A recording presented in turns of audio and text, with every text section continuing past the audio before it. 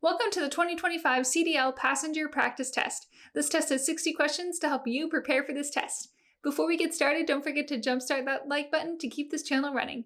Now here is your CDL instructor to walk you through the questions. Question 1. In an emergency evacuation situation, when guiding passengers to a secure location, they should be directed to a safe spot that is at least blank feet away from the bus. A. 50, B. 75, C. 100, D. 150. The correct answer is C. 100. When evacuating a bus during an emergency, passengers should be directed to a location that is at least 100 feet away from the bus to ensure their safety and reduce the risk of potential hazards. Question 2. The basic method for blank is 1. Release accelerator, push and clutch and shift to neutral at the same time. 2. Release clutch. 3. Let engine and gear slow down to the RPM required for the next gear. 4. Push in clutch and shift to the higher gear at the same time. 5. Release clutch and press accelerator at the same time. A. Shifting up. B. Shifting down. C. Accelerating. D. Backing safely. The correct answer is A. Shifting up. The driver must be able to shift safely and correctly. Making sure the vehicle is in the correct gear while driving will ensure better control. Question 3.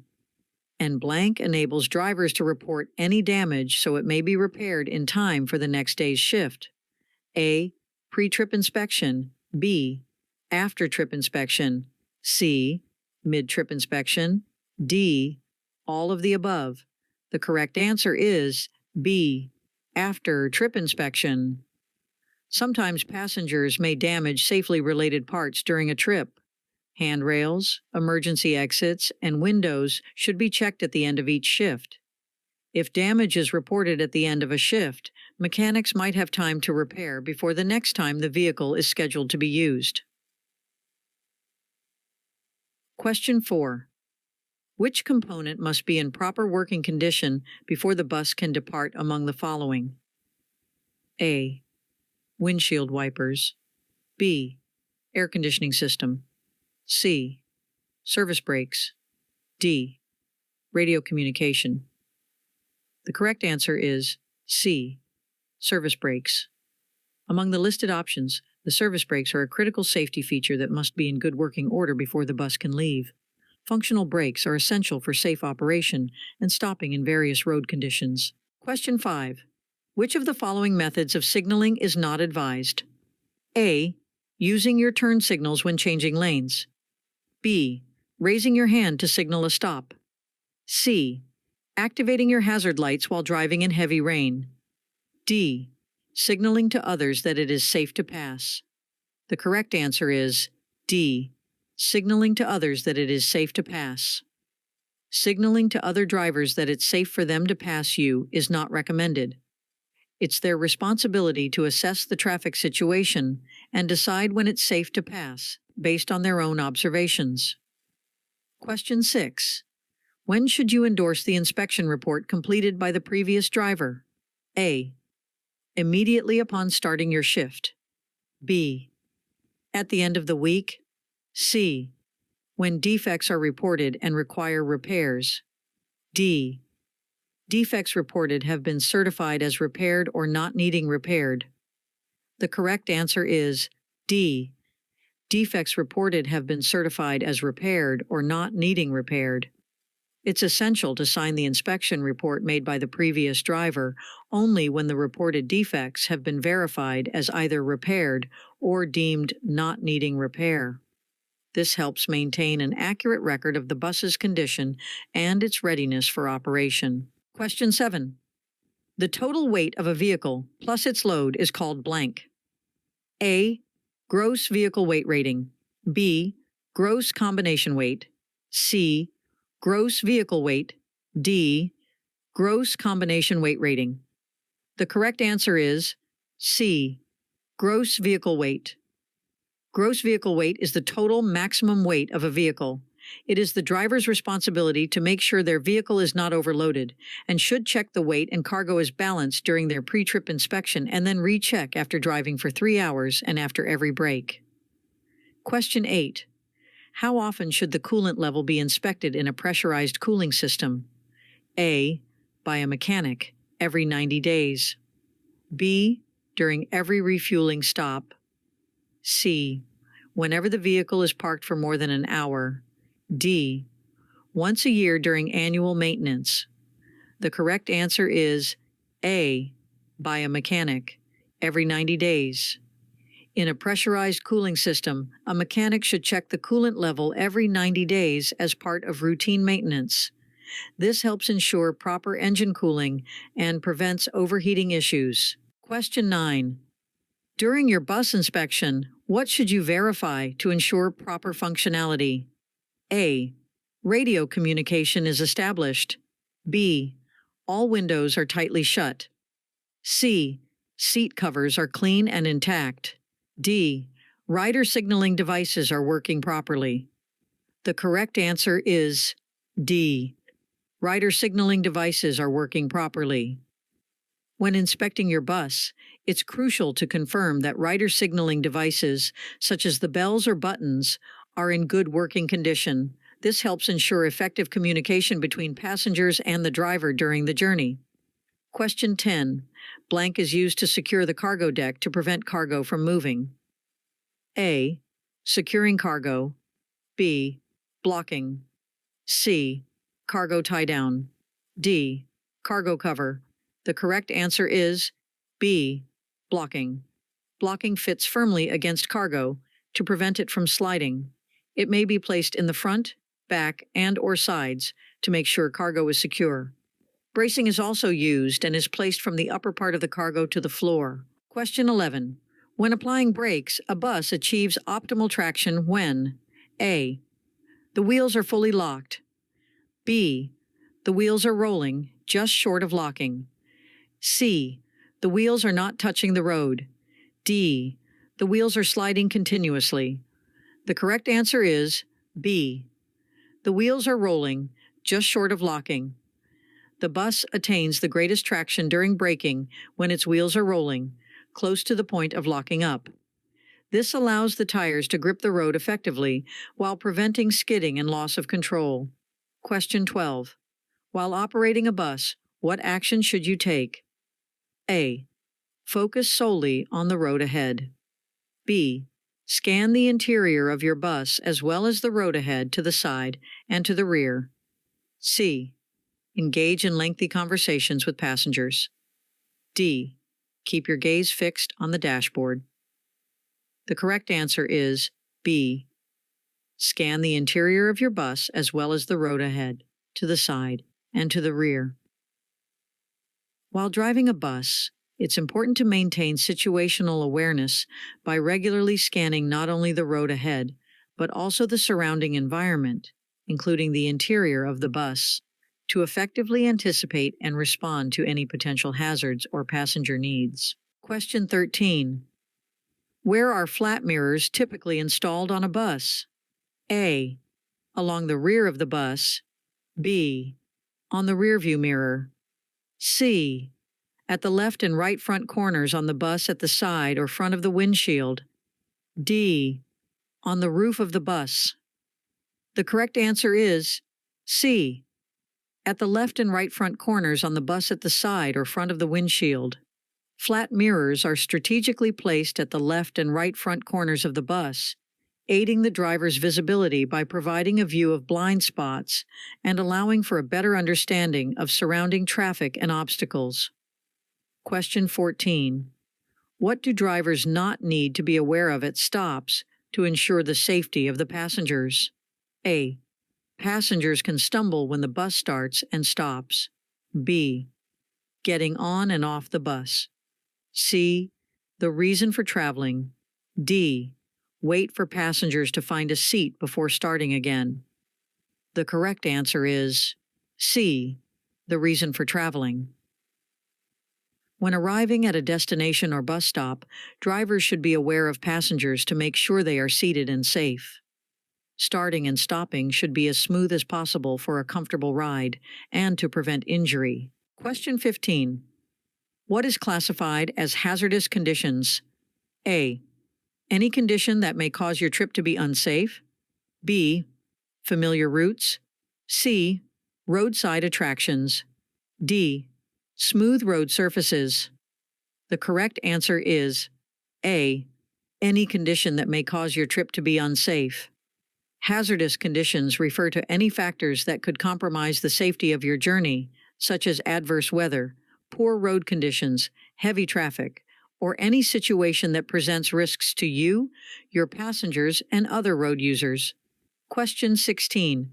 Buses are permitted to transport a maximum of 500 pounds of allowable hazardous materials with the restriction that no single class of material can exceed blank pounds. A. 50. B. 100. C. 75. D. 125. The correct answer is B. 100. To ensure safe transportation of hazardous materials on buses, regulations limit the amount of any single class to 100 pounds, while the overall total should not exceed 500 pounds. Question 17. Under what condition can a bus transport baggage or freight? A. If the items are placed on the seats. B. If the items are secured and out of the way of any exits. C. If the items are scattered throughout the aisle. D. If the items are piled near the driver's seat. The correct answer is B. If the items are secured and out of the way of any exits. Buses can carry baggage or freight, but it is important that the items are properly secured and not obstructing any exits, ensuring passenger safety and efficient emergency evacuation if needed. Question 18. Blank are never allowed to be carried on a bus. A. Emergency drugs. B. Tear gas, irritating material. C. Hospital gowns. D. 50 pounds small arm ammunition. The correct answer is B.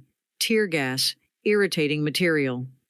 At times, a small amount of hazardous material may be transported by bus. Tear gas and irritating materials are always prohibited from being transported by bus. They are a Class 6 hazardous material and may cause serious injury or death. Question 19. Upon reaching the bus stop, what details should you communicate to the passengers? A. A list of upcoming stops on the route. B. A brief history of the bus company. C. Location, reason for stopping, next departure time, and the bus number. D. Your personal preferences for the journey. The correct answer is C. Location, reason for stopping, next departure time, and the bus number. To keep passengers well informed, you should announce the current location, reason for the stop, the time of the next departure, and the identification number of the bus. This helps passengers make informed decisions and ensures a smooth boarding process. Question 20. If a bus is disabled, riders must exit the bus before getting towed unless blank. A. It is only a short distance. B. It would be unsafe to get off the bus. C. It is towed by truck equipped to tow CDL vehicles. D. There are less than 10 passengers on board. The correct answer is B.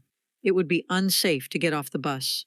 A disabled bus should not be towed or pushed to a safe place while passengers are still on board. The only exception is if it is unsafe for passengers to get off of the bus. If so, the bus should only be towed or pushed until it is safe for passengers to get off. Question 21. It is blank to perform a daily pre-trip inspection. A. Important. B. Required by law. C. Not necessary if the vehicle has already been used.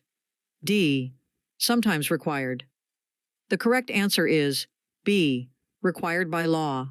It is a federal and state law that all drivers of CDL vehicles conduct a daily pre-trip inspection. The pre-trip inspection is important to detect any malfunctions with the vehicle, to keep the driver and passengers safe, and to help cut the cost of repair expenses. Question 22. When is it appropriate to adjust the driver's seat? A. while the bus is in motion for convenience. B. Prior to starting the engine. C. Only when the bus is at a complete stop. D. During routine maintenance checks. The correct answer is C. Only when the bus is at a complete stop. The driver's seat should only be adjusted when the bus is fully stationary to ensure the driver's safety and avoid any distractions or accidents that might arise from making adjustments while the vehicle is in motion. Question 23. Which of the following items can be transported as hazardous materials? A. Electronics and clothing. B. Small arms ammunition, hospital supplies, and hospital drugs. C. Fresh produce and cleaning supplies. D. Books and office supplies. The correct answer is B. Small arms ammunition, hospital supplies, and hospital drugs. Some hazardous materials that may be transported include items such as small arms ammunition, hospital supplies, and hospital drugs. However, they must be handled and packaged according to strict safety regulations to ensure secure transport. Question 24. When a driver is traveling too fast on a banked curve, the bus will blank. A. Become sluggish. B. Lean toward the outside. C. Lean toward the inside. D. Skid. The correct answer is B. Lean toward the outside. A banked curve is tilted inward and is used to help vehicles get around a turn. It decreases the vehicle's reliance on the force of friction. When driving into a banked curve, drivers should slow down their driving speed. When going into a banked curve too fast, a vehicle will turn outward, putting it at risk for tipping over. Question 25. If your speed increases from 20 to 60 miles per hour, a tripling of the original speed, how much additional braking distance is needed at 60 miles per hour compared to 20 miles per hour? A. 1 times 3 or 3. B. 2 times 3 or 6. C. 4 times 3 or 12. D. 3 times 3 or 9. The correct answer is D. 3 times 3 or 9. When speed triples, braking distance increases by a factor of 9. This is an important consideration for drivers to maintain safe following distances and ensure proper stopping distances at higher speeds. Question 26. Which of these statements is accurate regarding gear ranges in buses equipped with automatic transmissions? A. Higher gear ranges are more suitable for descending steep hills.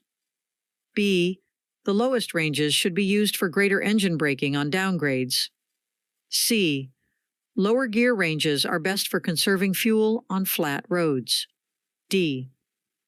Gear ranges have no impact on driving performance. The correct answer is B. The lowest ranges should be used for greater engine braking on downgrades. When driving buses with automatic transmissions downhill, using the lowest gear ranges can help in utilizing engine braking for better control and reduce strain on the braking system. Question 27. Is the following statement true or false? Urban mass transit coaches are equipped with a brake and accelerator interlock system, and the parking brake can only be engaged when the rear door of a transit bus is open? A. True. B. False. C. Not applicable. D. Partially true. The correct answer is B. False. The statement is false. Urban mass transit coaches may feature a brake and accelerator interlock system, but the parking brake can typically be engaged independently of the state of the rear door. There is no requirement for the rear door to be open for the parking brake to function. Question 28. What is accurate regarding maintaining space alongside your bus? A. It's best to drive close to other vehicles for better visibility. B. You should maintain a consistent position regardless of nearby vehicles. C. Staying alongside other vehicles is recommended for drafting. D. You should avoid traveling next to others when possible. The correct answer is D. You should avoid traveling next to others when possible. To enhance safety and minimize the risk of collisions, it's advisable to steer clear of driving alongside other vehicles whenever feasible. This creates a buffer zone that helps prevent potential accidents caused by sudden lane changes, merging, or unexpected maneuvers. Question 29. An approaching vehicle maintains its high beams. How should you address this potential hazard? A. Flash your high beams in return. B. Honk your horn to signal the driver. C. Slow down and switch to low beams. D. Looking to the right side of your lane. The correct answer is D.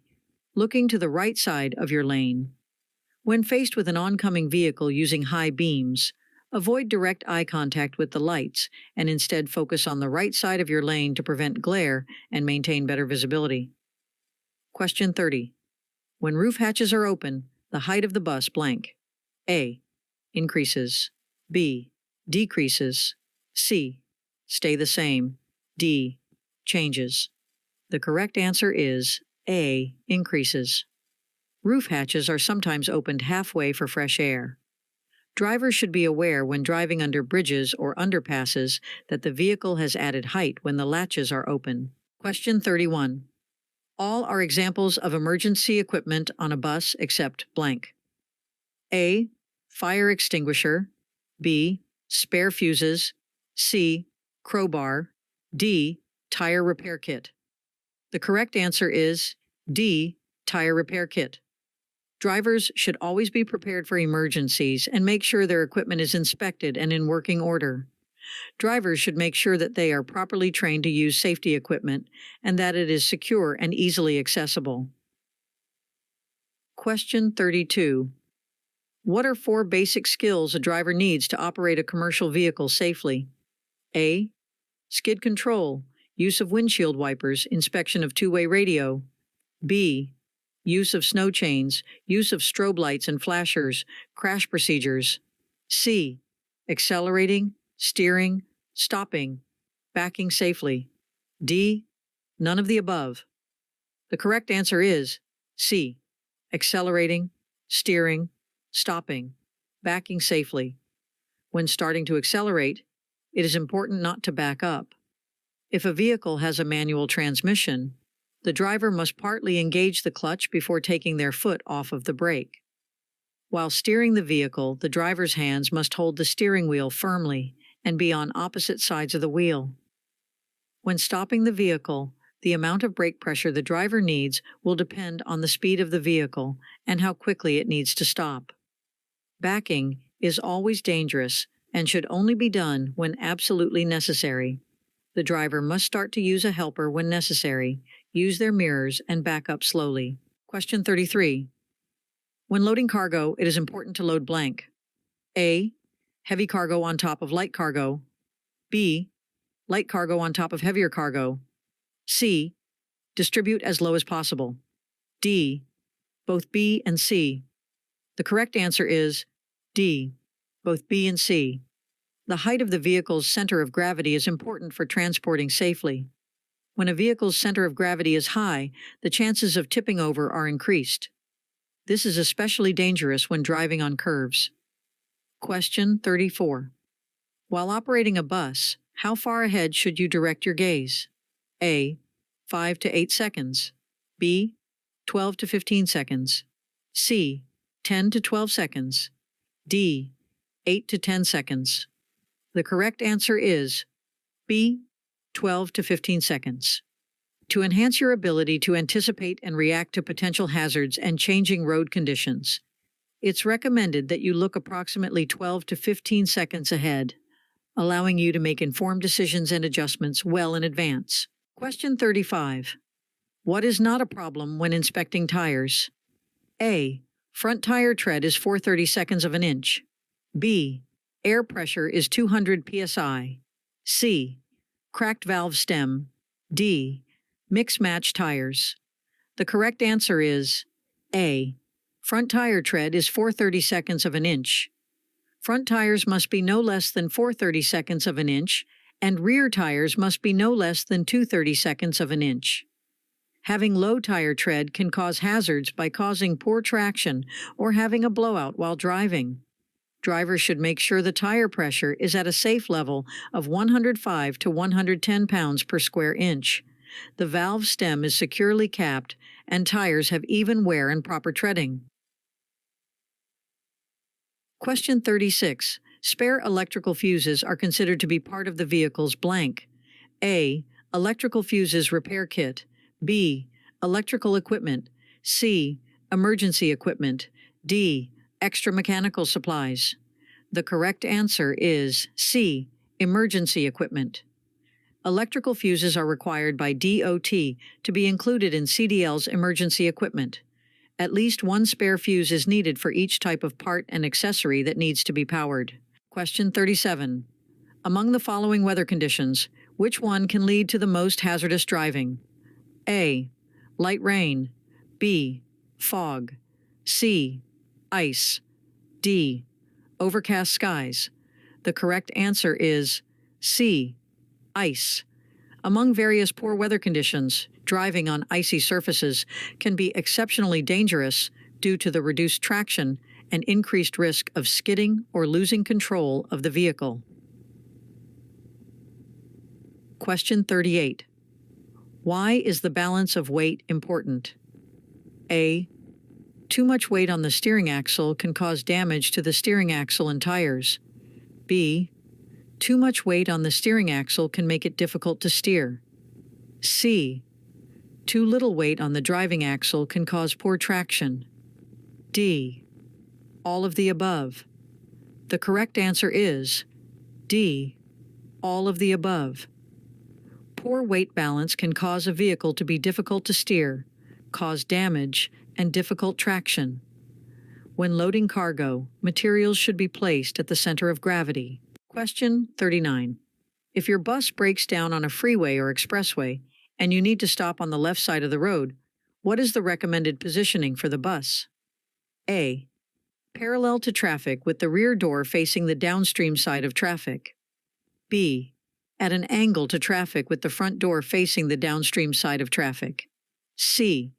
At an angle to traffic with the rear door facing the downstream side of traffic. D. Perpendicular to traffic with the front door facing the upstream side of traffic. The correct answer is B. At an angle to traffic with the front door facing the downstream side of traffic. If you have to stop a disabled bus on the left side of a freeway or expressway, it's best to position it at an angle to traffic with the front door facing the downstream side. This helps improve the visibility of the bus to other drivers and provides a safer environment for passengers to exit. Question 40.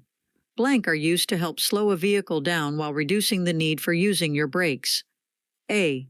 Multi-speed axles. B. Retarders. C. Automatic transmission. D. Auxiliary transmission. The correct answer is B. Retarders. Retarders are another way to slow down a vehicle and reduce the need for using brakes.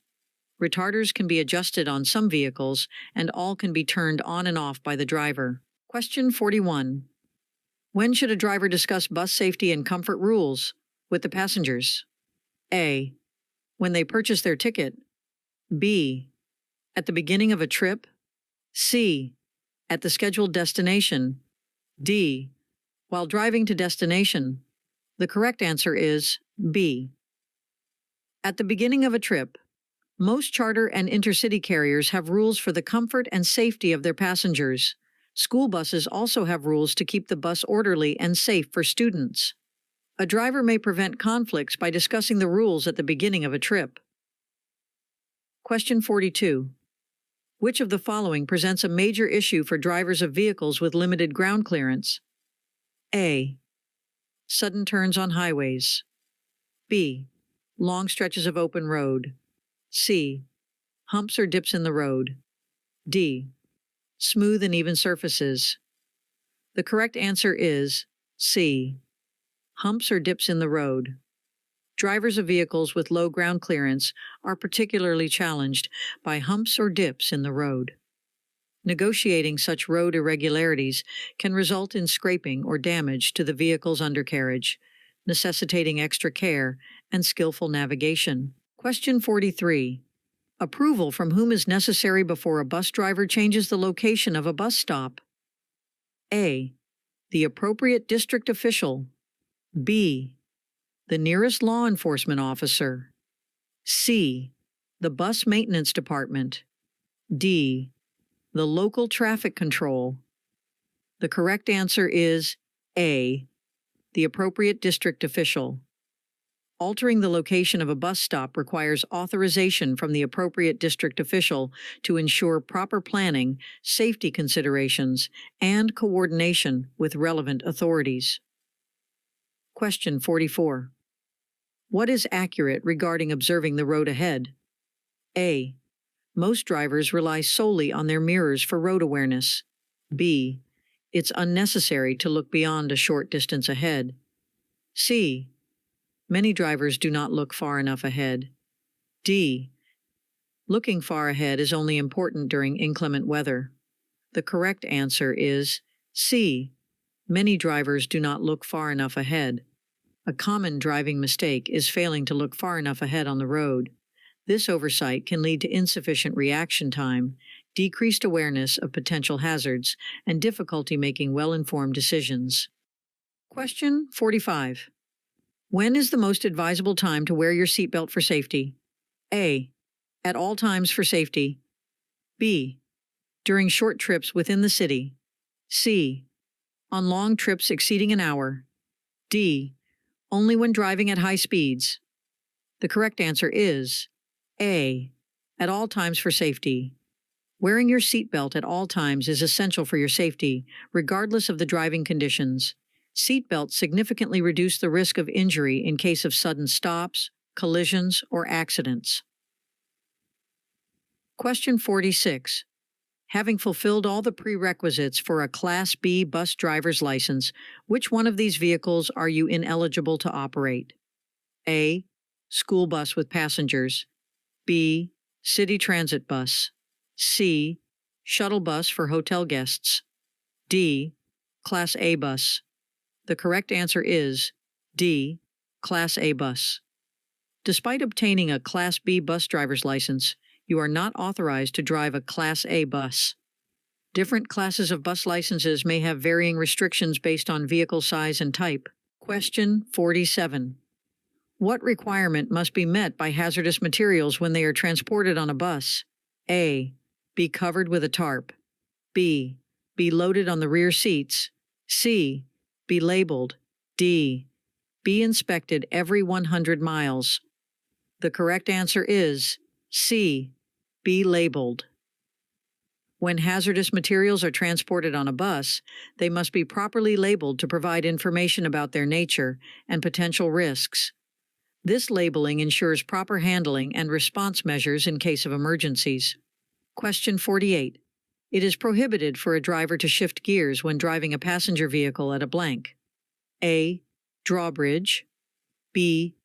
Downhill grade. C. Railroad crossing. D. Emergency pullover. The correct answer is C. Railroad crossing. A driver should never shift gears while crossing a railroad track.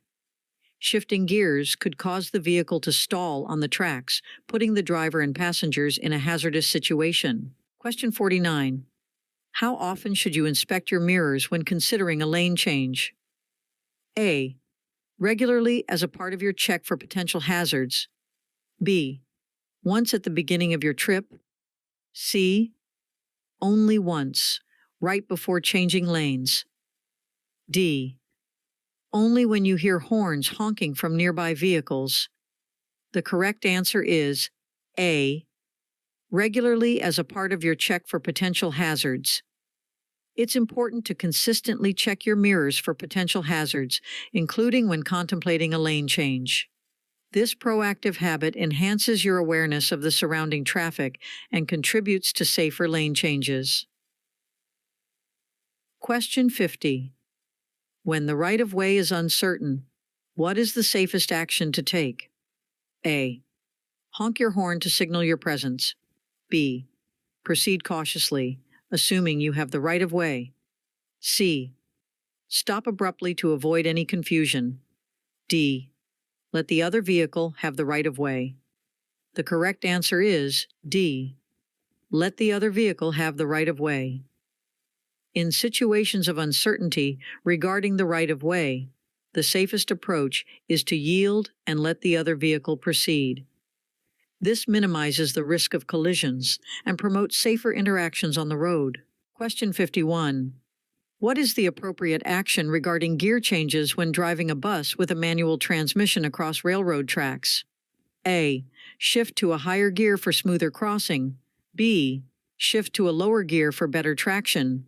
C. Should never change gear on a bus with a manual transmission. D. Shift gears quickly to maintain momentum. The correct answer is C. Should never change gear on a bus with a manual transmission. When crossing railroad tracks with a bus equipped with a manual transmission, it's advised to maintain the current gear rather than changing gears. This ensures stability and control over the vehicle during the crossing. Question 52. Which set of items includes the 3 essential types of emergency equipment required on your bus? A. First aid kit, flashlight, and tire pressure gauge. B. Fire extinguisher, spare electrical fuses, and emergency reflectors. C. Tool set, reflective vest, and warning triangles. D. Jumper cables, safety cones, and hazard flares. The correct answer is B. Fire extinguisher, spare electrical fuses, and emergency reflectors. To ensure preparedness for emergencies, your bus should be equipped with a fire extinguisher, spare electrical fuses, and emergency reflectors. These items help address various safety concerns and potential issues while on the road. Question 53. A prohibited practice while transporting passengers is blank. A. Fueling a vehicle in a closed building with riders on board. B. Playing music. C. Use of two-way radio. D. Scan the bus to make sure passengers are following rules. The correct answer is A. Fueling a vehicle in a closed building with riders on board. Drivers should make sure they have enough fuel before heading out on the road.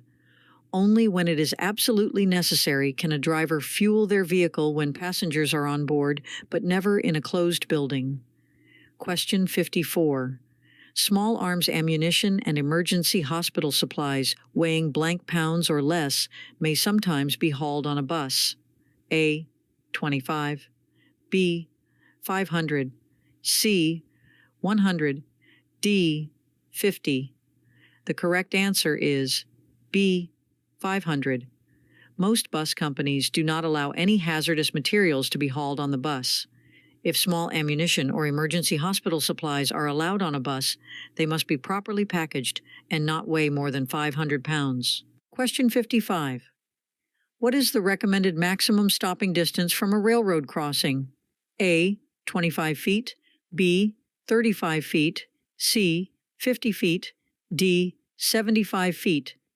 The correct answer is C. 50 feet. To ensure safety at railroad crossings, it's advisable to stop at a distance of 50 feet away from the tracks, allowing adequate space for your bus and other vehicles to remain clear of the crossing area.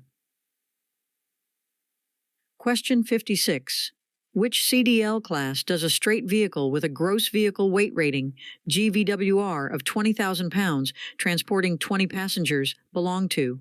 A. Class A. B. Class B. C. Class D.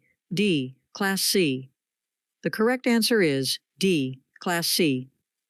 A vehicle with a GVWR of 20,000 pounds that carries 20 passengers falls into the Class C CDL category, which typically covers vehicles designed to transport more than 16 passengers or hazardous materials. Question 57. What shape do hazardous material labels typically have? A. Circular. B. Diamond-shaped. C. Triangle-shaped. D. Rectangular. The correct answer is B. Diamond-shaped. Hazardous material labels are commonly diamond-shaped and feature specific symbols, colors, and codes that provide important information about the nature of the hazardous material being transported.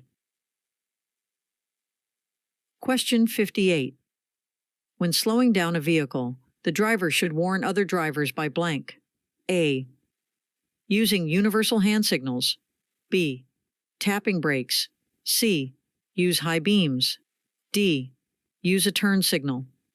The correct answer is B. Tapping brakes. Tapping brakes lightly is a way to warn other drivers of a stop zone. If drivers behind you are not expecting you to stop, tapping brakes is a way to prepare them. Stopping at a railroad crossing might be a time drivers would tap brakes as a warning. Question 59. When stopping at a railroad crossing, buses should stop blank to blank feet before the tracks. A. 25, 80. B. 50, 15. C. 25, 15. D. 30, 65. The correct answer is B. 50, 15. All buses must come to a complete stop 50 to 15 feet at railroad crossings. After coming to a complete stop, drivers must properly secure their bus and open the driver's window and the service door to make sure they do not see or hear any trains before crossing. Question 60.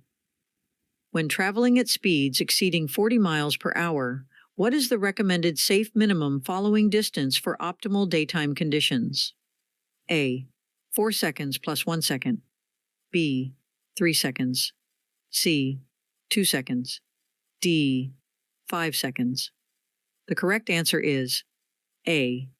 4 seconds plus 1 second.